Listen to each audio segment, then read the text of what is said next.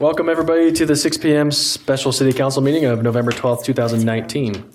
Let the roll call reflect that all council members are present. First item on our agenda is opening ceremony. I've asked Vice Chair Chaburka to lead us in the Pledge of Allegiance. Please rise.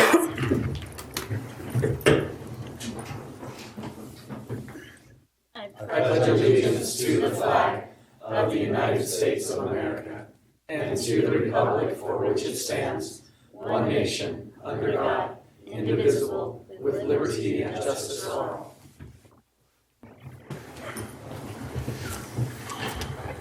Thank you, Vice Chair. Please consider joining us for a moment of silence.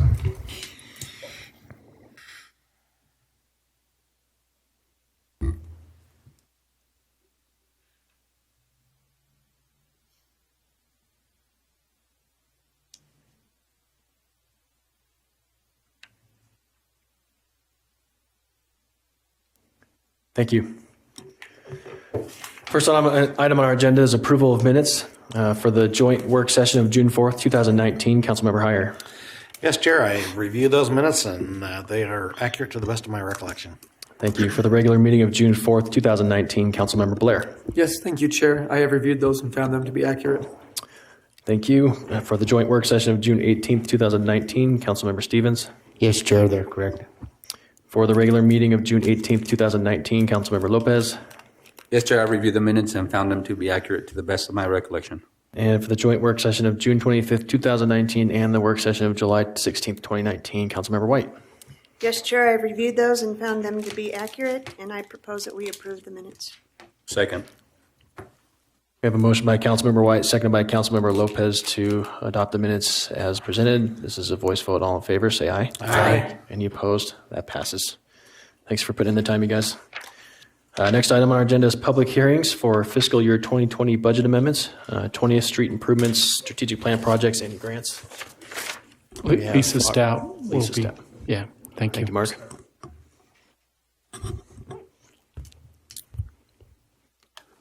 Thank you, Council Chair, Council members. It's a pleasure to be here with you this evening. The action before you is an ordinance to appropriate an additional $6,029,800 to the Ogden City budget. I'd like to review what the budget opening includes. First, we're asking for an appropriation of, actually, this is the wrong budget opening. Yeah, I was going to say. I was just about to clarify. You're not allowed. Great.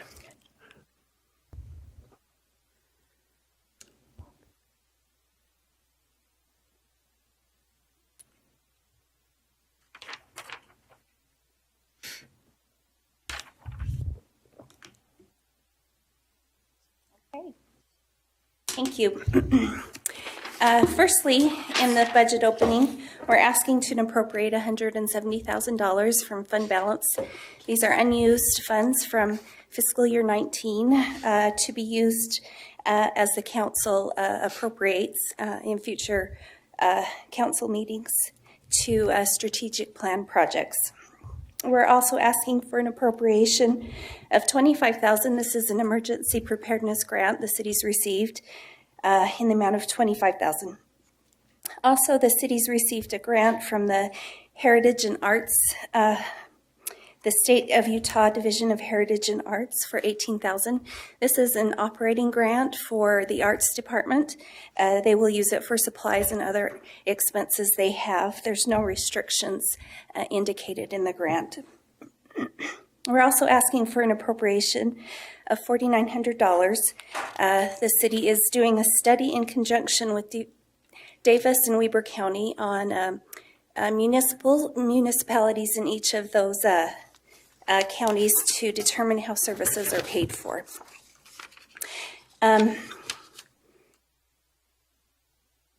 We're also asking for an appropriation of $4.6 million. This includes WACOG and state funding. This will help with the improvements along 20th Street between Washington and Quincy. It will include regrading of the roads to match the cross streets, sidewalk improvements, and other repairs. The total cost of this project is $6.5 million, 1.9 million of this is coming from city funds. We're simply asking to reappropriate this from EN 06, which is our streets project, to specifically 20th Street as a match for these grants. Additionally, we're asking for a transfer in of BDO lease revenue of $585,000 to help with the demolition and improvements needed to the site, to the Courtyard Inn site. The additional $585,000 will help pay for a retaining wall and backfill for that site, and also a contingency for unknown needs in that area. Lisa, before you move on, Yeah. sorry, Chair. Can you tell us that 185,000 in contingency? Where will that go if it's not used? If it goes unused, it's it's just an unused funding source, and we would come back to council and ask to reappropriate it or to put it back into fund balance. Thank you. So you would be aware that it was unused and have a say in how that is allocated. I happened to notice that construction, that project kind of has already started. Do we know, is there any status of that and how much funds have been used? Or not that you probably know off the top of your head. Curious. We have several experts in the room. I was very shocked when it was already underway. I'll let Brandon Cooper answer that. There's a big hole on the ground. Yeah, you're looking for a status update. Oh yeah, I was just Sure. curious. We had some money obviously previously appropriated. The work that you see now is work done under the contract that was approved with that funding source. That basically includes the tear down and removal of the existing structure. This new appropriation would allow us to then do the structural reinforcements and the backfill to get it back up to grade. So they're pretty close to getting to that point in terms of the entire building being removed and gone. Justin had last talked to us about the retaining wall, et cetera, and the drainage. Right. So that's yet to be determined. Yet to be determined based on tonight's action. Once we get the rest of the structure out, then Justin and his team can go in and start to assess what that looks like in terms of topology and grading, and we'll come up with a plan to get it drained. How about the connection point of the two buildings? We did talk about that in the No problems previous iteration, whatsoever. right? Perfect. 6-inch gap around the whole perimeter. As we suspected, there's been zero damage to the Ben Lomond. Great. A lot of rebar over there. Tons of rebar. I tried to rubberneck it when I drove by and see what I thought about that retaining wall, but I just couldn't get a good look for you, Justin. I apologize. He's taller than I am. We're also asking for an appropriation of $2,600 in the golf fund. They've sold some old equipment and would like to reuse those proceeds of the sale in the current fiscal year. We're also asking for an appropriation of BDO lease revenue. This is where the source for the transfer in for the Courtyard Inn additional costs are coming from, because every fund has to be balanced. We have to have an out and an in every fund. And then we're asking for some additional grant appropriations in the miscellaneous grants fund in the amount of $30,000. Do you have any questions? On the 170,000, the first one, where's that coming from? It is coming from unused budget that was appropriated in fiscal year 19 from the police department. And when you think about the police department budget, it's a $21 million budget. That's a very small piece of their budget. It was unused, so we were able to use fund balance or essentially carry forward. Which item did you ask about, Doug? Sorry. The first one, the $170,000. There. Will that go back into the police fund? No, we're appropriating that to be used for strategic plans as the council decides your priorities and what activities you'd like to see. You've got some funds set aside for that. This is a portion of those funds. I was just a little shocked when it said vacant police funds when they're so scrapped for money. When you think of the total police budget, $170,000 is very, very minor. Okay. We wish they didn't have any leftover money, because it means they'd be operating at full staff. Correct. So it can only be our hope that they'll come back and tell us I was There isn't hoping even- that they'd use that for additional next year appropriation, but So any Guess not. unused funds that are not carried forward go into fund balance and can be used in future budgets. okay. Thank you. Thank you, Lisa. Okay, this is a public hearing, so if you wish to address the council on this item specifically, now is your time. Seeing no movement, I'll entertain a motion. I'll make a motion that we close the public hearing. Second. We have a motion by Councilmember Heyer, second by Councilmember Blair to close the public hearing. This is a voice vote. All in favor, say aye. Aye. Any opposed? That passes. The public hearing is closed. Any other comments by council members or questions? If not, I'll entertain a If you're motion. ready. Yep. I would make a motion that we adopt ordinance 2019-45. Second. We have a motion by Councilmember Heyer, second by Councilmember Lopez to adopt proposed ordinance 2019-45. This is a roll call vote. Councilmember Blair, Aye. Councilmember Heyer, Aye. Councilmember Lopez, Aye. Councilmember Stevens, And no? Councilmember White, Aye. Vice Chair Chaburka, Aye. Chair Nadolski. Aye. That passes. Doug, you care to? Well, as I stated before, I'm kind of skittish when they take funds away from the police department and their budget. And I would hope that we would find some way to reimburse the $170,000 so that we can use that for next year or future year funds. It is within our prerogative also to identify police-specific programming needs, Yeah. if that's what we wish to do. Yeah, I agree with all the other appropriations. As this, that one was a little nervous for me. Okay. For this next item, fiscal year 2020 budget amendments, Weber River Restoration. This item involves funding provided by my employer, the Utah Division of Wildlife Resources. So I have a conflict of interest statement on file, both here at the city and at the state, that declares that I will excuse myself from participating in discussions and votes pertaining to budget items related to my employer. So I'll pass the microphone over to Vice Chair Chaburka for this item while I leave. And someone will please let me know when it's over. I'll come Chair, back. excuse me. Yeah. Was it clarified when this happens that you actually have to leave the chambers, or was that optional?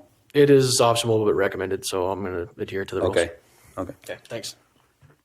We will come and get you. Thanks. You don't have to. I can. Okay, is that Lisa as well? Thank you. Thank you, Vice Chair. Again, it's a pleasure to be here. The budget action before you this evening is an ordinance to appropriate an additional $30,000 to the Ogden City budget. This is being appropriated in the Storm Sewer Fund for work at the Weber River. This is a grant received from the State of Utah Department of Natural Resources grant. This is a piece of a much larger project, and the city is going to use these funds to help install a fish passage channel in the Weber River. Any questions? Looks like there are none. Thank you. Thank you. So this also is a public hearing. If there's anyone that would like to speak to this matter, step forward now. I'll make a motion that we close the public hearing since there is no movement. Great, thanks, Councilmember Heyer. Second.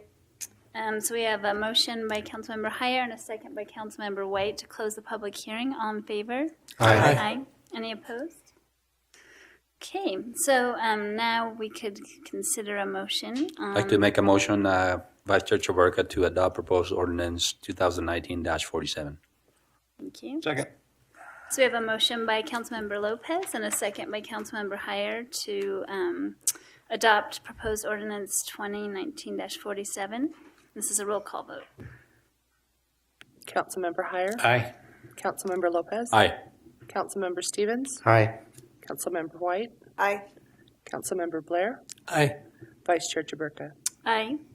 And that passes. Thank you. Who would like to go tell Chair Nadolski? I can do that. Oh, Mark, are you? Okay. Thank you, Mark. Hopefully he doesn't Thank you leave. very much. And now we're going to have reports from the Planning Commission.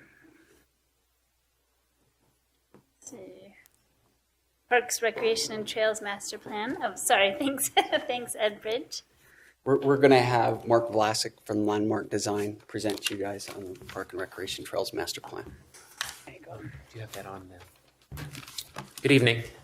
My name's Mark Vlasic. I'm the principal and president of Landmark Design.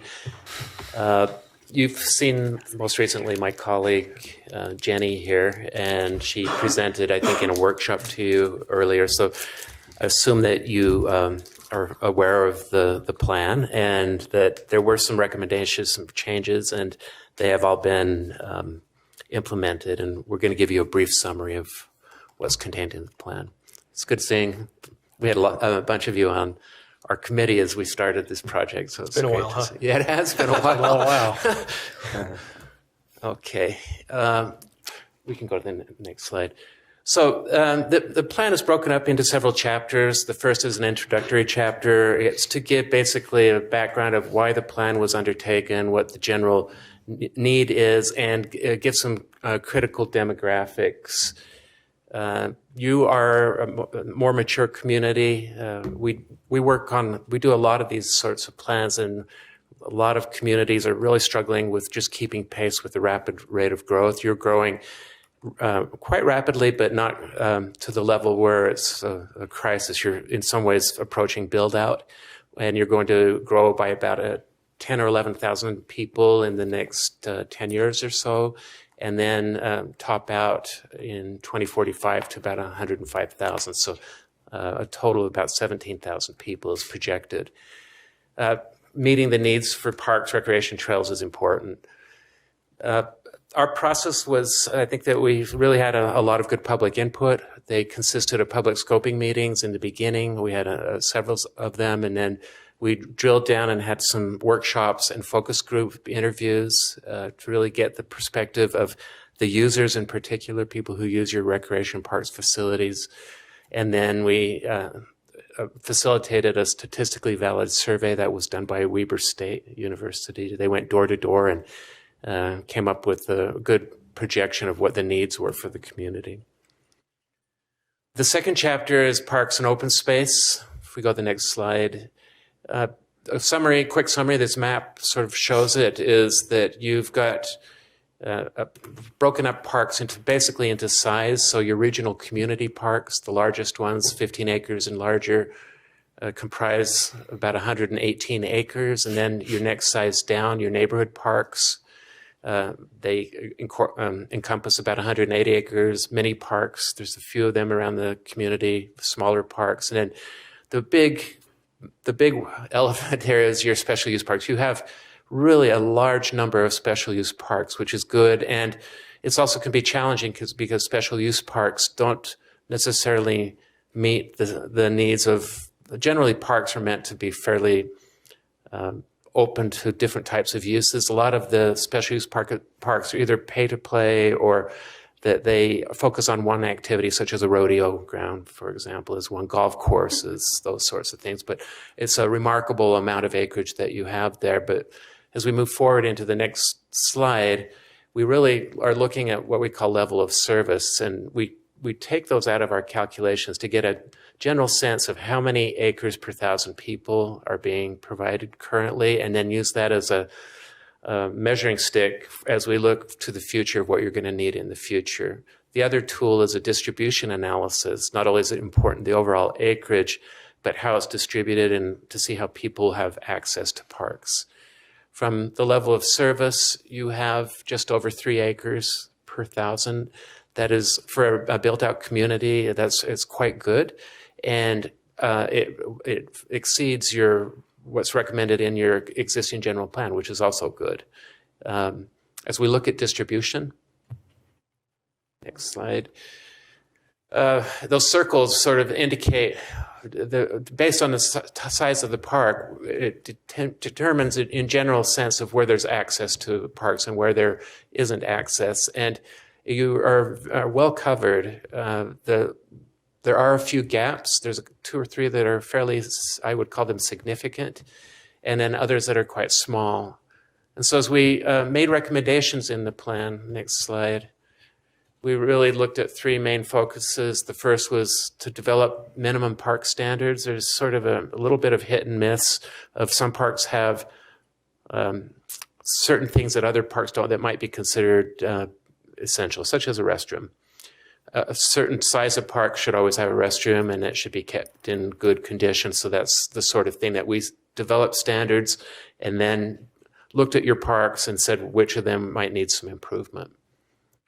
The next was upgrades to your existing parks and maintenance equipment. So that's really to make sure that we're keeping pace with the need, and then filling in those gaps that I mentioned at the beginning and adding acreage as feasible and possible. As a built-out community, that becomes more and more challenging because there's less and less space and open land for meeting those needs, but it's something that should be maintained as a goal and a policy. The third chapter is your recreation facilities and programs. This was a big focus in the beginning particularly, and that we took a real careful look at both your facilities and at your programs and activities. You have these, as you can see on the slide, these major facilities.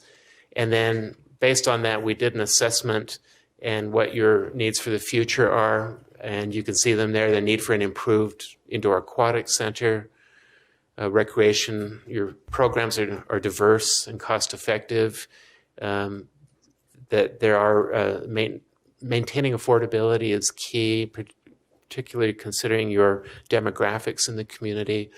And sports performance, which was, again, at the beginning of the process, is really a concern and a focus, was something that we took a close look and are recommending further investigation of that into the future. Trails, next slide. Obviously, you have world-class trail system in Ogden. It's something that you should be very proud of, and I think that it's a real focus of both you as a community, but also where you're headed for the future. You can see by the response from the public in the survey how many of them use the trails, and it basically is held together by the 3 regional trails, which together sort of form a necklace and link other destinations and other parks. So it's again something to be very proud of. On that slide, if I Yes. can ask a question, Chair. Yes, of course. The 85%, is that a fairly consistent number across the city, or was it a voluntary survey responded? I mean, did you? I can't remember how it was broken down as far as different parts of the community. I believe that was an overall generic number for the city as a whole. And there's certainly going to be changes or differences from different parts of the city. And they did take a look at that, but I do not remember the details. Well, that would be a phenomenal number. I just wonder if it's accurate, based on the way the survey was done. Well, we're seeing these sorts of numbers in all communities now. That there used to be that if we got a 50% response, we were thinking it was very good. Part of it is that it's just become more of a use that people are wanting and desiring and needing, and that they're making a big push to get more and more trails. So I would think that this number fairly well represents your community, but you could have differences. Mm-hmm. Okay, sure. thanks. Just to add on there, I think it is something to think about is like who would be a respondent to a survey about park recreation and trails, that might. But this was a statistically valid survey, so it was. Yeah. They used a method that looked for. They actually had to drill in some of your neighborhoods where they didn't get good initial responses. Mm-hmm. They wanted to make sure that every sub-district and district was well represented in the survey, or fairly represented based on their population. So I think that as an overall number, it gives you just a general sense that they are important. We also heard that from your performance of your mountain biking team, for example, that you're doing You have a lot of interest, and we're also seeing that in other communities that have access to great trail systems and foothills and that sort of thing. So it's not uncommon, and it's something that we see a lot of potential growth throughout the region. Chair, on your master plan in developing this, did you solicit the service of the Weber River Pathways? Yes. Did they give you ideas and We had meetings suggestions with them, and they were, yes, a lot of the ideas, and particularly the goals and policies section, which is probably one of the sections that's going to be most important to you as you move forward is implementing this plan. A lot of those came out through discussions with them and coordination with the Trails Group. We were facilitated by planning as well in that effort. Okay. You had a bicycle master plan done in 2015. That's obviously has a lot of programs that we took a look at that and used that as our starting point because we felt like that was a good study that had done that and we wanted to build upon it. One of the things that did come out through those discussions was that you have this very active volunteer trail planning and implementation system. As you move into the future, that may not be sufficient. So formalizing that into some sort of group is going to be one of the goals and that we recommend that you take a look at in the future, particularly as it deals with maintenance and making sure that there's adequate access to facilities. Your acquisition and implementation costs, basically, again, we broke it down into those three main categories or chapters. We broke them down in the parks and open space component into implementing the minimum standards that were established, then maintaining and upgrading your parks, your existing parks. In the survey, it came out that maintaining what you have was very important. Add the acreage to fill in those gaps. And then for open space, you have a really good open space systems comparable to your special use parks, around 1,000 acres. And so the idea would be to expand and enhance that system sort of strategically, and as opportunities come up, make sure that the open space that you get really adds to the system and helps make everything be more unified. Your recreation development priorities was a new recreation center for the future. There's been a lot of supporting actions along that are looking at different opportunities, and I believe that they're continuing.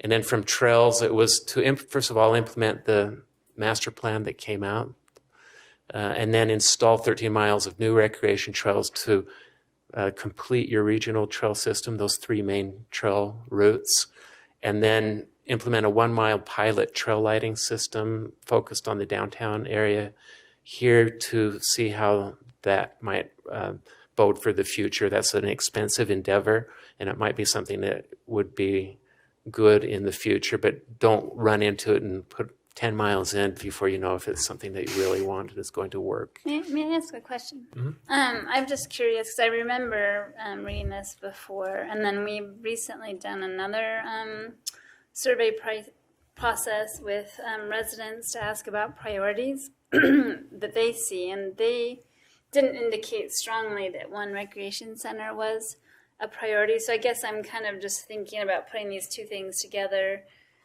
I know this has been in development for a very long time, so I'm just kind of wondering if that came out of the survey results or if that was more led by things that were already happening, moving toward that. It was a combination of the two. Okay.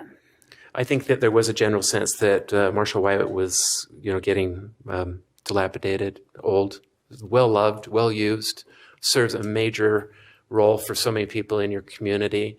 And I think was the idea that sort of thing to take it into the future should be maintained as a goal.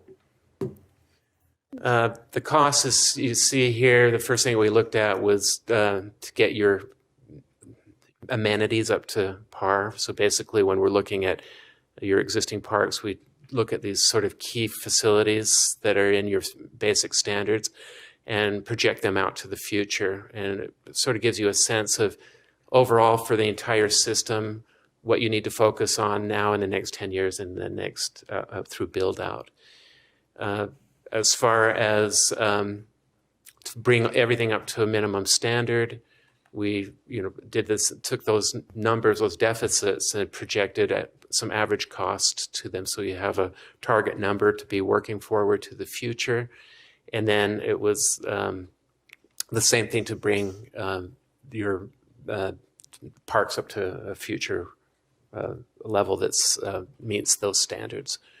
And then it's really within a study like this challenging to put a cost to a new rec center. It really depends on how big and all the bells and whistles.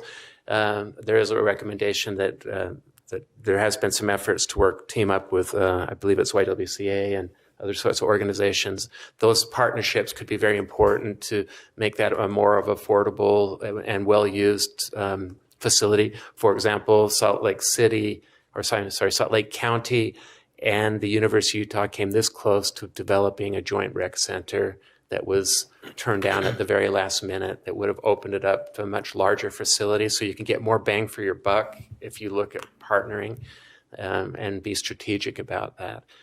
And then the bicycle master plan, those numbers came straight out of the master plan. And then the last chapter, which I really emphasize, is I think the council's best friend is really the goals, objectives, and strategies. If we go to the next slide, there's a summary of, you have seven major goals here, and you can kind of see that they deal with really broad descriptions of what you should be striving for the future, but it's the strategies and the objectives that are really important, and they're summarized in the next slide through this action plan. This gives you a taste of sort of the things that and when the timing might be happening for some of these. So, for example, the first one is to adopt the recommended minimum, to change your ordinances and adopt some of these policies so that they're actually in the books. The other would be to upgrade and all those parks to meet the minimum standards, and that you can see that happens over the next 5 to 10 years. It's a little bit about key actions over the next 10, 15, 20 years. And we could go through all of the objectives, implementation measures, but it really becomes a barometer of how well this plan is going to serve you by almost looking at that and starting to do a checklist as you move forward into the future. And there's also a bunch of appendices in here with a lot of detailed information about the survey. You name it. It was a pretty extensive, intensive process, and I think it's going to serve you well. But again, it doesn't just stop here. It's to make sure that it goes to the next level and that these actions that are in that last chapter, that they be moved forward. Great. Will we be hearing from your security detail to your right there tonight? You did a great job on the button, though. Yeah, where's the earphone? So, Guess that's a no. Chair, I have a question. Yeah, we might have questions. Sorry, no. we might have questions in Only addition to my jokes. Sorry. So I have a quick question. Are all of the open space pieces and parcels in an open space zoning? Are they all zoned open space? Do you know? Greg says yes. That's a good start. Greg is a walking encyclopedia. We'll take it. Yes, they are. Any other questions for these guys before I get started? I have one. In your master plan, do you address handicap access to the parks? I didn't see that in the presentation. I don't recall if we did. We do have that we do meet the accessibility requirements typically, so I'll have to check, and if not, we could certainly add that in there. That should be in your goals, objectives, and implementation measures.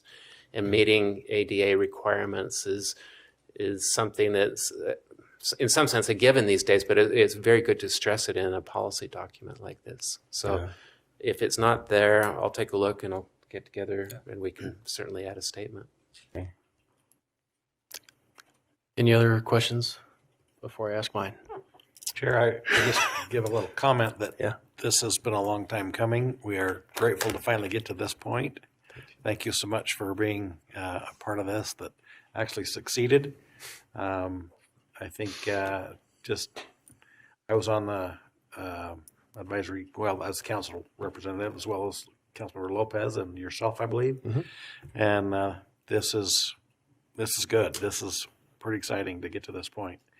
Nice to have something to work from, a blueprint to go forward with. Appreciate Ed Bridge and his efforts to make recreation and our parks and trails such a success in Ogden. And so we got some good people. But thanks for getting to this point. Thank you. You did a nice job on security tonight as well. Any other questions from other council members? Sorry. Okay, I just want to address the comment you made about we recognized early on that youth recreation needed an additional level of scrutiny. And I agreed with you. I was on the committee and we had that discussion. I know that there's components of this plan say to implement the recommendations of the CHAMPS group. But we've also done a lot since this plan was put together.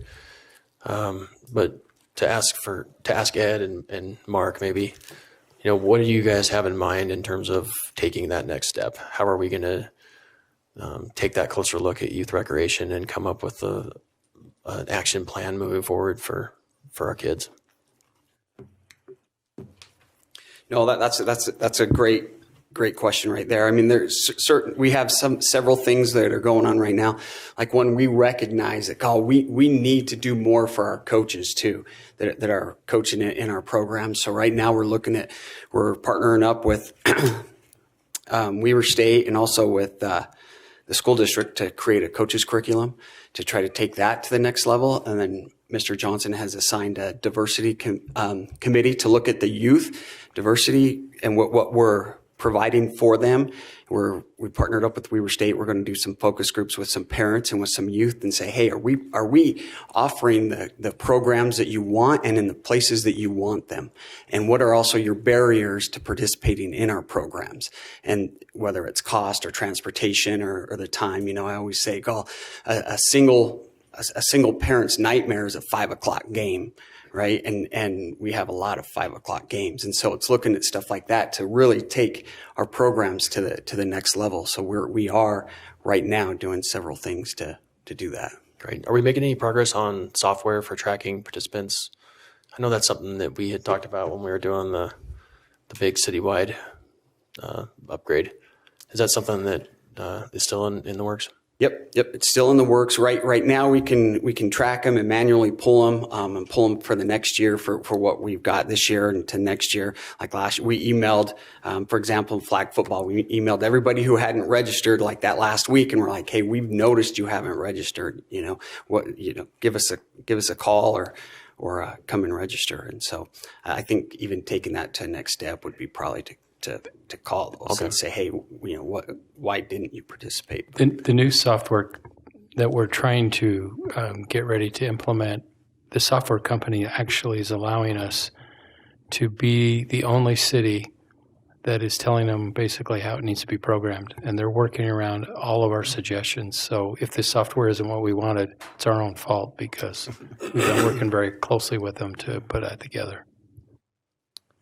I have a question on the registration fees. Does that limit some of the opportunities of some of our citizens to participate? If they're not able to pay that registration fee, how is that handled? So we do have that will reduce it up to 50%.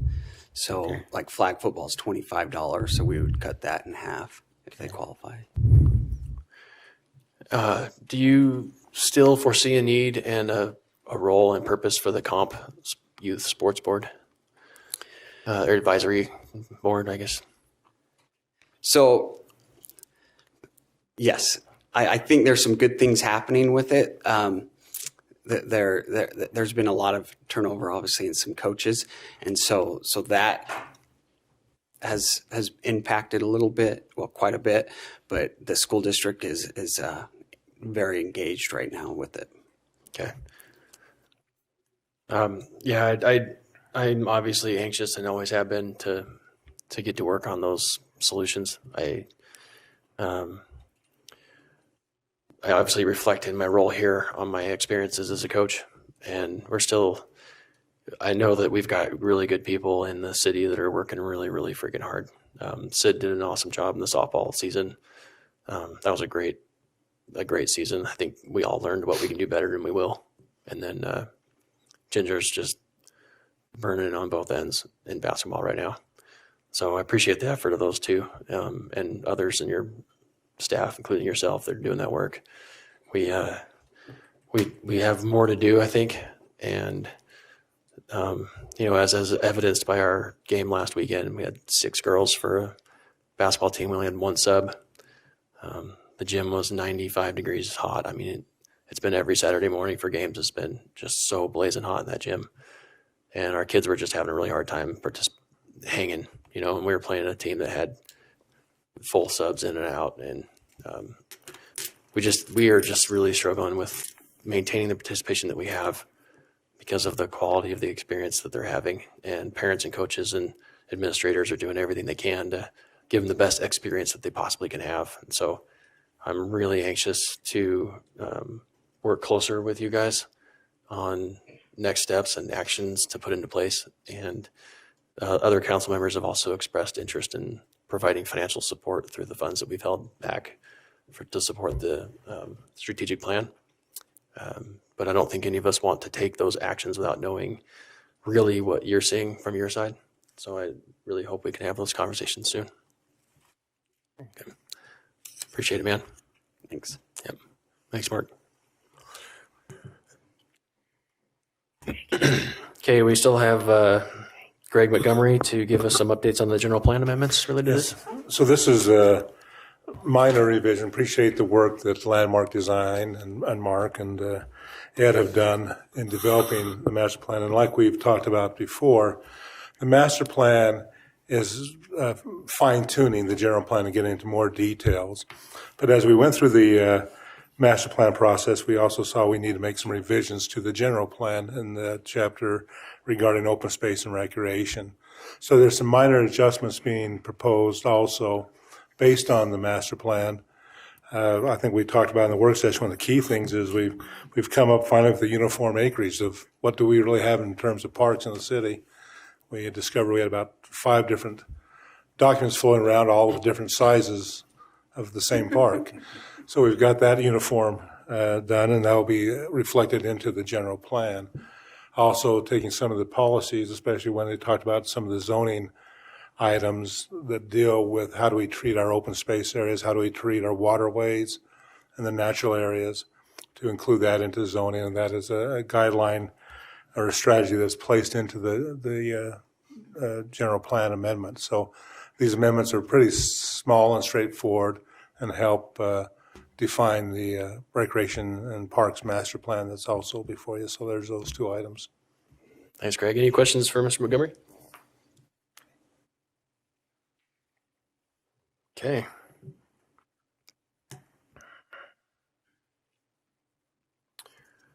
We'll be receiving public input on this, on these 2 items. If you have input on these, please, this is your time to address the council.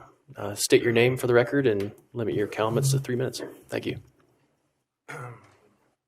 Hi, I'm Bob Sawatsky. Lived in Ogden since 1986. We bought our home here. What we liked about it was you can walk and bike anywhere in Ogden. It's just the right size town. Wait, I forgot my device.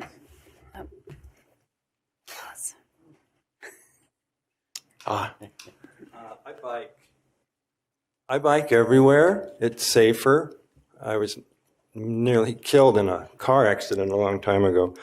Anyway, also it's healthier, and I think it would help if Ogden could encourage people to bike and get these cars off the streets, and every car off the street makes it a little safer for everyone else.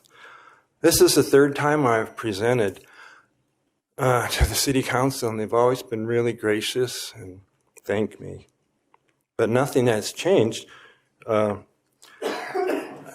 Madison Avenue is the main problem of the master bike plan, which I think it was 2005, not 2015, that it was completed. And according to the plan, there should be right through the city cemetery a buffered bike lane. There isn't. And in fact, in 1992, Madison Avenue is what it's called Gold Star Avenue now, but it was Madison Avenue then. It was vacated during the administration of Mayor Meacham, January 28th, 1992. Here's a picture of what Madison Avenue, it still looks like this, and that's supposed to be a buffered bike lane. I quite agree with the presentation that you made about the world-class trail system.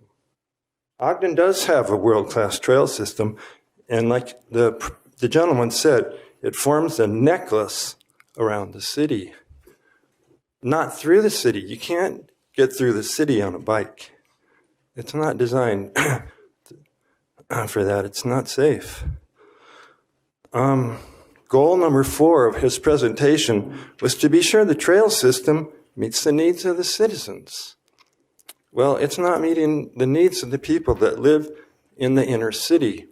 People who either can't drive because they're too poor, or they choose not to, or because their kids going to school and coming home. I don't know if you guys have ever walked from the River Parkway, try to get to the cemetery, try to get past this barrier. It's just really not working out, and I hope you will address it soon. In conclusion, these are just some of the random pages I presented over the years about what we need is a greenway. The greenway, Thanks. it's a greenway. You can I guess give those to Brandon if you would. He'll get them to us. Oh yeah, could you do that? Yeah. There you go. Thank you, Bob. Appreciate it. Thank you for your time. I hope you implement the master bike plan. Thank you. Thank you. Okay, any others?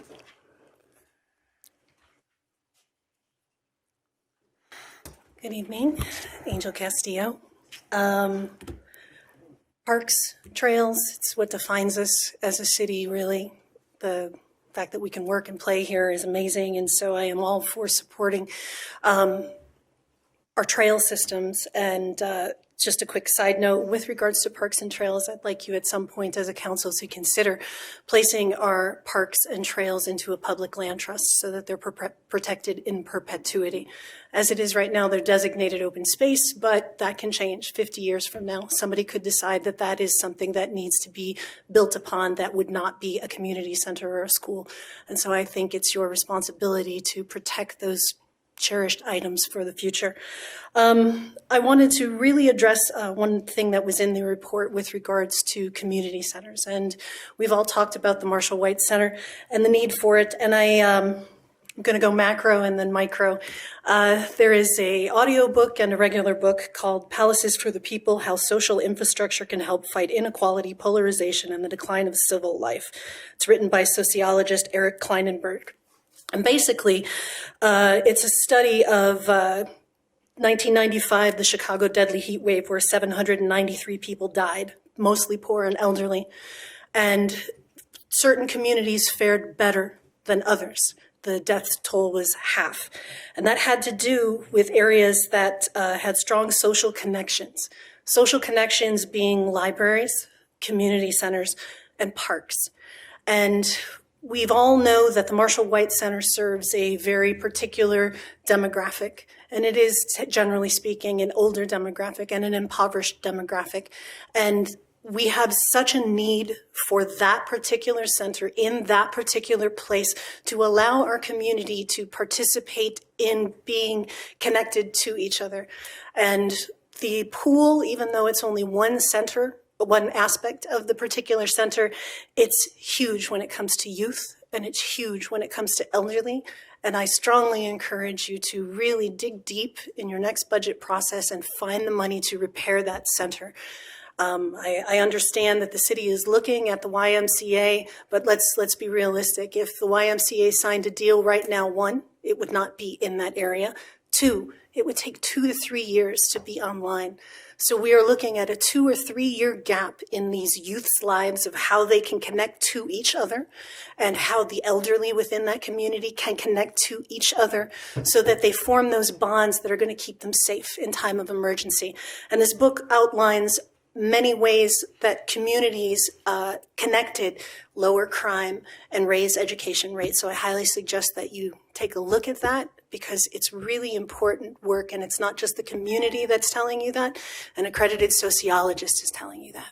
Thank you. Thank you. Just to answer your questions on to commit our lands, open lands in perpetuity to a land trust, we have done that with some of our lands. I know Mr. Anderson has worked on the river restoration projects. The floodplains and riparian easements are protected in perpetuity, and I think that's the plan for the Weber River moving forward, but I had to step out for that. We'll also be hearing, sorry, Malik, we'll also be hearing from the YMCA, getting an update on the council side, I think early in the next year. And I think we were all making it clear we want to see a plan for the Marshall White before that proceeds. Sorry, Malik, go ahead. All right, thank you, Mr. Nadolsky. Malik Dio with Utah Coalition for Police Reform. So we've been pushing this for 3 months now, and it seems like we've been pushing everything except for the needle with you guys, okay? No responses, constant avoidance. Malik, are you going to relate these comments to the agenda item we're discussing currently? No, I'm sorry. I thought this was public comment. No problem. Public comment on the Parks, Recreation, and Trails Master Plan. Forgive me, please. That's okay. You got an extra 30 seconds. Hey, you got an extra 30 seconds. We'll remember where you left off if you don't want to repeat it all. For anything that's positive for the Marshall White. Okay. Thanks, bud. Anybody else care to address the council on the general plan amendments or the Parks, Recreation, and Trails Master Plan? Okay. This is not a public hearing, so we don't need to close it. Oh, did you have? Did you want Justin to answer the question on Madison Avenue? Oh, that'd be great. Yes, thank you. Appreciate the reminder. He was dying to do it. I've been up that hill a few times. No, thank you, and I appreciate. Was it Bob? Yeah, that was a great comment, and that's one of the things that was outlined in the bicycle master plan. And so 20th Street, the improvements that was discussed tonight, the initial step forward in connecting Madison to 20th Street is going to take place with that project.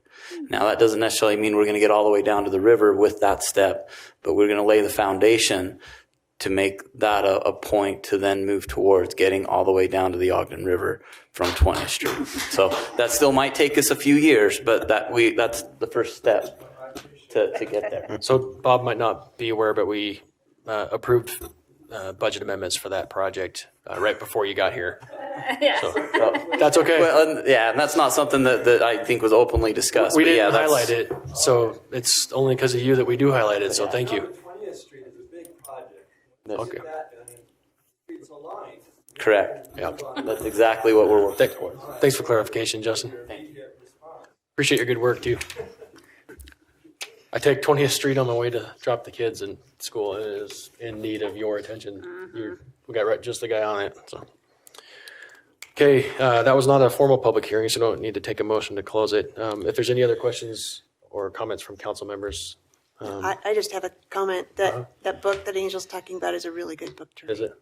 Yeah, I wrote that one down in light of my passion for youth recreation. We should have a council library. I know, it's getting to that point, isn't it? We can set that up in the office there. We could. I'm gonna create an initiative form tonight for that. Okay. Fiscal note of $40. Audiobooks.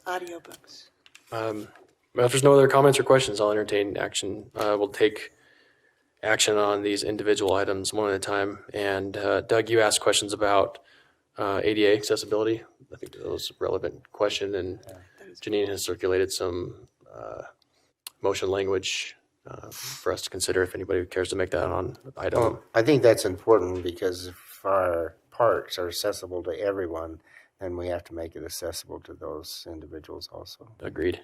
That would be part of item B. Chair, I'll make a motion if you are willing to entertain it. I think so. Yeah. On item A, I'd make a motion that we adopt ordinance 2019-49. Second. And just to clarify, Janine, that language you provided would be for item B, is correct? That's correct. Okay, just being sure. We have a motion by Councilmember Heyer, seconded by Councilmember Blair, was it? To adopt proposed ordinance 2019-49. This is a roll call vote. Councilmember Lopez. Aye. Councilmember Stevens. Aye. Councilmember White. Aye. Councilmember Blair. Aye. Councilmember Heyer. Aye. Vice Chair Chaburka. Aye. Chair Nadolski. Aye, that passes. Chair Nadolski, I would like to make a motion to adopt the Master Plan Ordinance 2019-48 with language emphasizing ADA access if not already included. I second it. We have a amended motion by Councilmember Lopez, seconded by Councilmember Stevens to adopt proposed ordinance 2019-48 to also include language regarding ADA accessibility if not already included. This is a roll call vote. Councilmember Stevens. Aye. Councilmember White. Aye. Councilmember Blair. Aye. Councilmember Heyer. Aye. Councilmember Lopez. Aye. Vice Chair Chaburka. Aye. Chair Nadolski. Aye, that passes. Doug, appreciate your question on that. And Janine, thanks for providing the review really quick. And then thanks to everybody who's willing to play in the wheelchair basketball coming up. I think we had did we have everybody? No, some of us were a little concerned about the close proximity to emergency services. Oh. Make sure they're available. Which is, I think that's why you volunteered to coach, is that way? Yeah, I'm going to cheerlead. Okay. Yeah. Well, I'm glad that issue and those items are top of mind for us because of some of our partners in the community. So, okay. And as it relates to the Parks, Recreation, Trails Master Plan and the comments about the Recreation Center, we also have our community strategic plan, which did actually emphasize a lot of youth recreation and trails needs and desires from the public. And it has some, Vice Chair Chaburka made the comment about the recreation center wasn't specifically called out.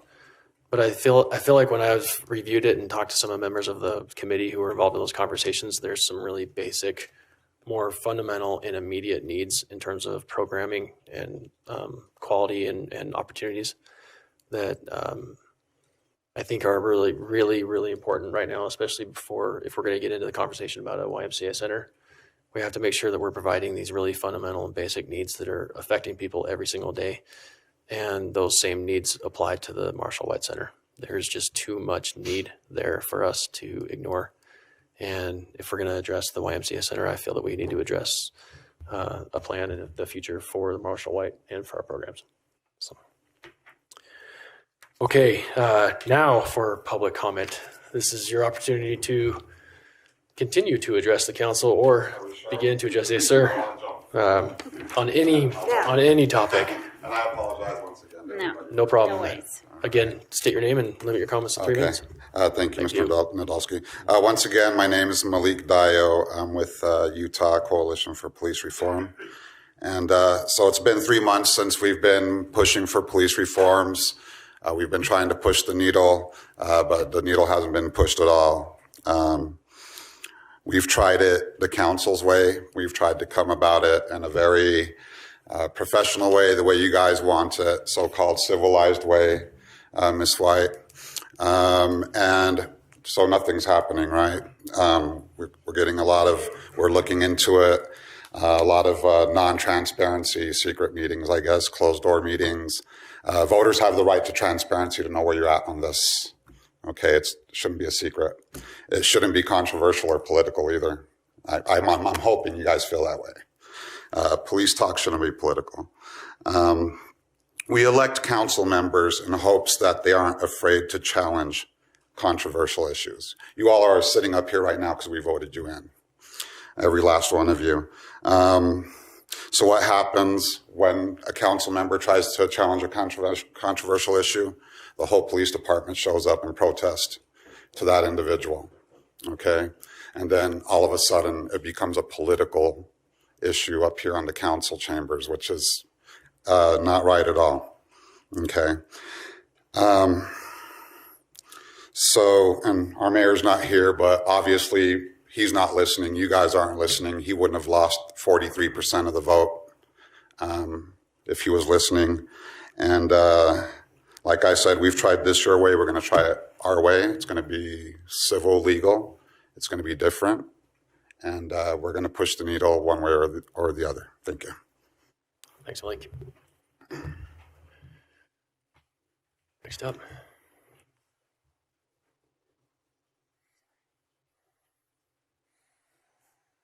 Good evening. I'm Juan Mercado. Live at 842 32nd Street here in Ogden. Anyways, I want to say I agree with Mr. Bob as far as those bike paths. We do definitely need them here in Ogden. A little more of that. And also on the safety aspect, we would like to see more lighting on the parks. And I'm going to tell you a little story behind that.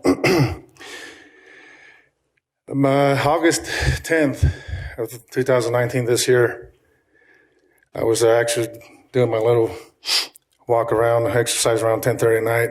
Usually that's when I go out. And I got assaulted by two individuals. Got hit by 2x4 in the forehead. For whatever reason, racial, whatever it was. Well, it was racial. Anyways, took myself into Ogden Regional Hospital. The nurses call Ogden City Police. Of course, they were too busy to come and take my statement. So I want this on record because I came to Ogden City Police and file a claim as far as my situation, what happened. I was assaulted. What I'm getting with this, why is it a difference when something happens to one of us, the Latinos, we don't get the same help or response or help, but when something else, if they call the officers on us, then I got half of the police department outside of my house. Thank you. That's what I have.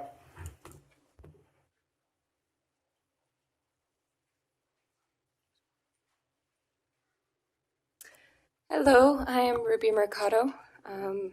My thoughts are a little all over the place, but in September when Chief Watts spoke to the council, he had gave a lot of statistics, and one really stood out to me.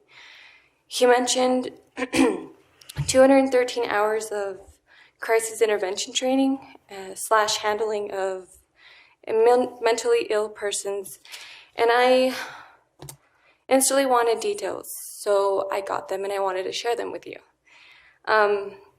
In that same category of crisis intervention training, it includes dealing with mental illness, less lethal force, simulator training, and more. And in all those 213 hours of training, it only involved 57 of our officers.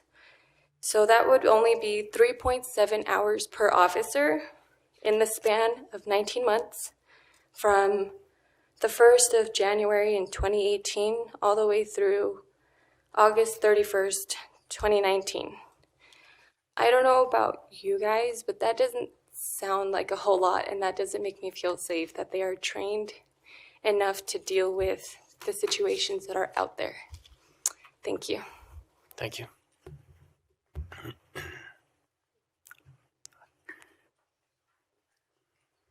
Hi, my name is Nalzi Gonzalez.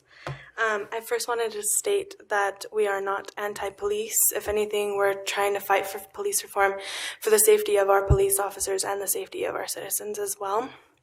And that's why I know that you guys are listening, and I know you guys have lives and you have other things outside of that, but this is something that's happening now. And the only times that we're really focusing on it is when someone gets killed, which I don't think is right. I believe the sanctity of a human life should be at the heart of everything an agency does. Thanks. Thank you.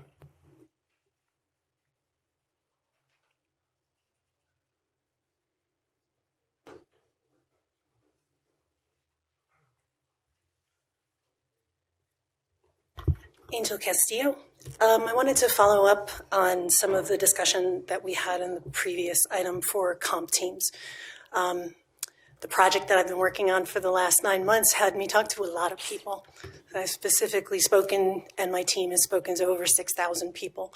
And one of the things that kept coming up, although it wasn't at the top of the list, housing was at the top of the list, public safety was at the top of the list, but youth sports accessibility was a large thing. And I've spoken to several comp team coaches. And when I say comp teams, I'm talking about the little scrappy startup teams where the coaches are doing what our teachers are doing and buying their kids equipment and socks and taking them back and forth and being mentors. I'm talking about those comp teams that are not $4,000 to participate in, which I was shocked to find that some of those the really highly ranked comp teams are very, very expensive. One of the things that was brought to my attention that I believe that the council should really look into is that I've heard from 4 separate comp team coaches that have leagues here in Ogden that they are not given priority booking on the playing fields. There are teams that are from other cities that have time on Ogden fields that our taxpayers are paying for, and our comp teams have to try to assemble these kids and take them somewhere where they can practice. I think that our tax dollars should give any Ogden team specifically a priority before they go to another team from Layton. And it should also specifically, these coaches had a real problem with AYSO being listed on the website for the city, when that is a large national organization which takes away from the credibility of the smaller organizations from those teams being listed on our website. They felt as if they were being slighted by the city, that they weren't good enough, when in actuality, if you really want to do what you're saying, Chair Nadolski, and to really get those kids in the lower income areas the help that they need, you've really got to turn the spotlight on the local teams, the smaller teams, the city municipal $25 to participate teams, as well as the other ones.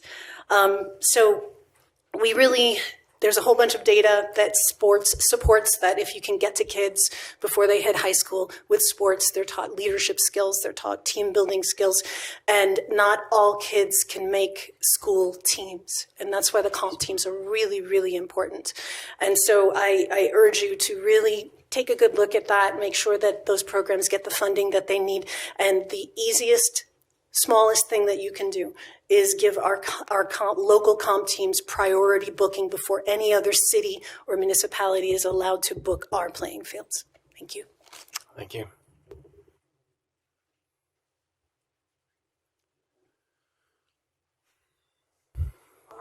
Welcome back. Hi, Bob Sawatsky again. The real reason I came tonight was to ask you if you've heard about House Bill 411. This year, the legislature passed it, and it gives a pathway for Utah cities and towns to switch to 100% renewable energy by 2030. Solar, wind, and other carbon-neutral sources.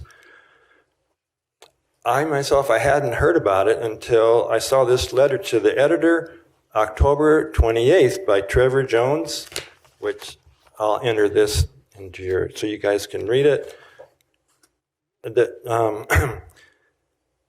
It says, most people don't know it, but the cost of renewable energy is falling extremely fast.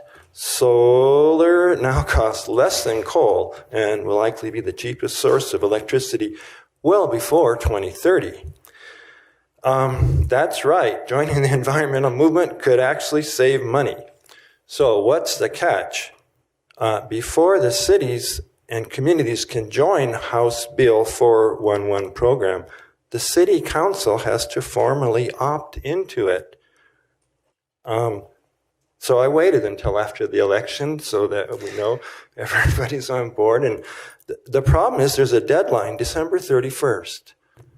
Can you put this on the agenda for your next meeting for open comment and discussion so you can invite the citizens of Ogden, to talk about it, for or against it?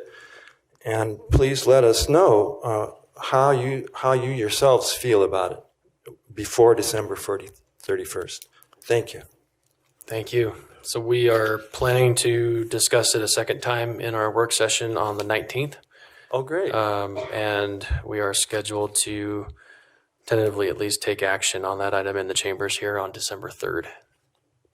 Well, that's all I needed to know. All right, I'll see you. You said November when?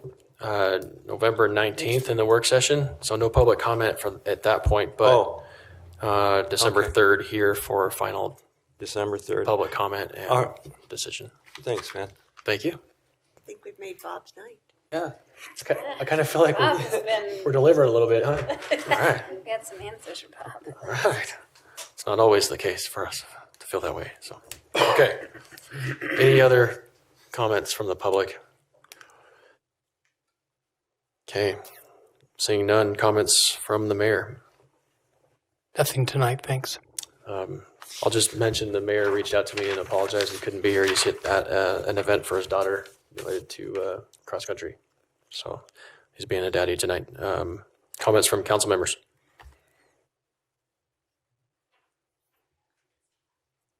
I do have a little comment, if you don't mind. I was able to attend the Ogden Mayor's Awards in the Arts. I'm not sure if that's the real title the other night, and it was really great. It's a great event that helps celebrate lots of different people and their contributions to art in the community. So I really appreciate that for the mayor. Comments from other council members? Ogden High's doing a great job. Girls soccer. Yeah. I wanted to add that to our list of recognitions. And they're not band, but they're drumming. Oh yeah, the marching Oh, yeah. band. Yeah, the Yep. marching band. They've done a great job this year. Weber State's doing a great job too. Oh, man. I honestly thought it'd be my nutrition that gave me a heart attack, but it was Weber State Wildcats last week. Put me in a bad place for a minute, but it all worked out.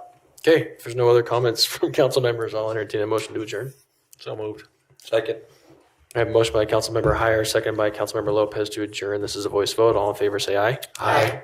Any opposed? We are adjourned. Thanks, everybody.